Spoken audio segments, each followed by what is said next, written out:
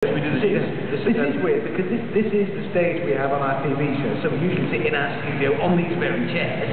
So we're kind of used to this, but then we look up and there's all of you. I know, it's like sitting on your favourite lavatory, but in the central reservation of the M1. Yeah, it's familiar and yet not. No, I'm actually not using it as a lavatory, you understand, but it's like that. Yeah. Not yet. So anyway, shall I introduce the news to the news thing? And now, the news. There's no camera there. I know, that's how we do it. It's an imaginary camera, yeah. Okay. And we'll start with the news. All I know, tattoo parlours. You may think this is a tangent, bear with me. When you go to get a tattoo, you've got many choices. You can have an anchor, or a star, or a heron, or an ostrich. I mean, anything you want. Well, imagine our surprise when somebody went to a tattoo artist the other day and said what he wanted on his thigh was this. Is that your leg? Why have you had your face tattooed on your own leg? Of course it's not my leg, I've already got that on the face.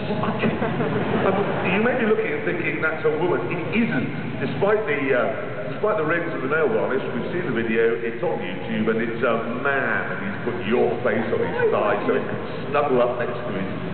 Moving on. What happens when he crosses his leg?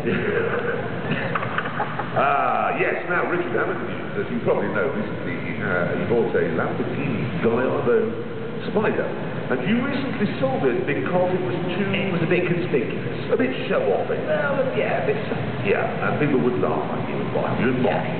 Yeah. Interestingly, ladies and gentlemen, he's replaced the Gallardo Spider with this. What? I like it. What? It's pink! A bit. That is it's a camper van in very many ways, isn't it? And what's interesting, Hammond, is we three famously don't like the Volkswagen Beetle in that clip before we came out. You dropped on a mile into South Africa. Yes. So why have you bought that? It's got an air-cooled engine at the back. It's not a Beetle. Well, it's a Nazi shuttle bus.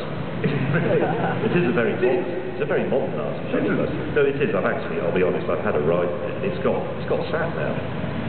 I heard it say, actually, I think, at the roundabout, please take the third right.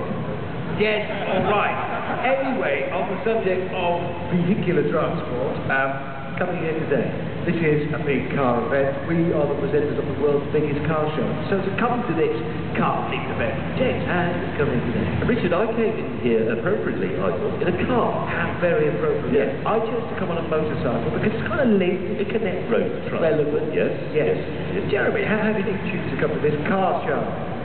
Can't remember. You came by boat. What? Yes, I did, a bit. No, I did come by boat because this is so far away from anywhere I've ever been. I assumed it must be abroad. It is a long way away. It is, and what's fascinating is they're having the Olympics basically here, aren't they, next year? Now, I could have sworn I heard on the news the Olympics were being held in London. I don't know where the hell this is, but it sure as hell isn't London. Are you going to the Olympics? No. You're not buying tickets? No. No, of course not. I don't see the point of watching and paying to watch a man run.